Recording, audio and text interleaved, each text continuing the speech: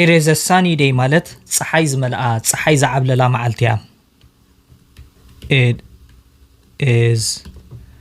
a sunny day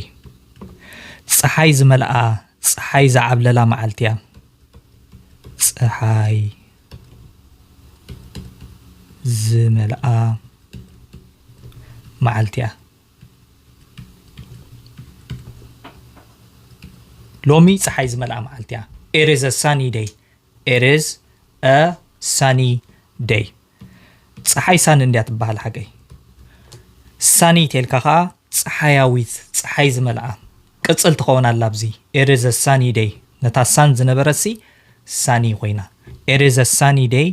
ፀሐይ ዝመልኣ ፀሐይ ዝዓብለላ መዓልቲ እያ ንብል ኣለና It is a windy day It is a windy ሕጂኻ ዊንዲ ኮይና እስክንፈትን It is a windy day It is a windy day ተኮይኑ ከዓ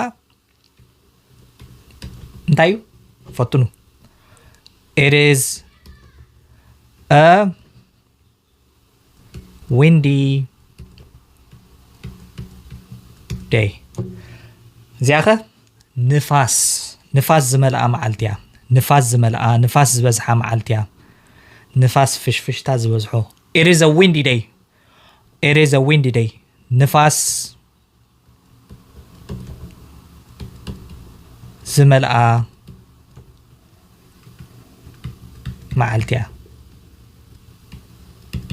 It is a windy day It is a windy day ካብታ wind ዝመፀት እያ ታ windy wind ተልካ wind ንፋስ እዩ windy ከዓ ንፋስ ዝመልኦ ወይ ንፋሳዊ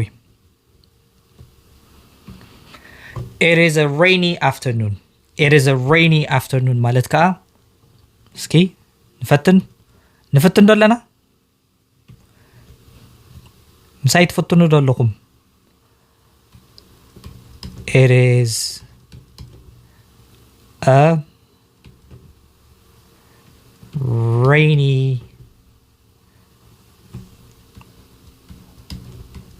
afternoon I'm ናይ British ትኮይንኮ የለ ዳን afternoon It is a rainy afternoon ከዓ ዝናም ገለገለ ሰባት ከዓ ዝናም ክብል ከለኹ ዝናብ ዘኒቡ ዝናብ ኣብ መጽሓፍ ቅዱስ ሕጂ ዝናም ይዝብል ዝናም ዘኒሙ ዝናብ ዝመልኣ ዝናም ዘለዋ ድሕሪ ቀትሪ afternoon day ኣይኮነን ዘሎ ብዚ afternoon እዩ ዘሎ ስለዚ ድሕሪ ቀትሪ ዝናም ዝመልኣ ድሕሪ ቀትሪ እያ ዝናም ዝበዝሓ ድሕሪ ቀትሪ እያ ሎም ዓንቲሲ ዝናም በዚሕዋ ዘሎ ድሕሪ ቀትሪ እያ ንብል ኣለና ማለት እዩ It is a rainy afternoon ኣብ መወዳእታ ንዓኻትኩም ክሓተኩም ግመ ዝመልኣ ንጉሆ እያ ክብልሲ እንታይ ይብል ግመ ዝመልኣ እንታይ ንብል ኣብ ቦታ ኮመንትስ ክጻሓፉ ብተወሳኺ ቶም ክሳብ ሕጂ ፎሎው ዘይበልኩም በዛ ኣጋጣሚ እዚ ፎሎው ክትብሉ ብኽብሪ ዕድመኩም ብተወሳኺ ከዓ ነዚ ሰፍሐ ዝተምሮ ከዓ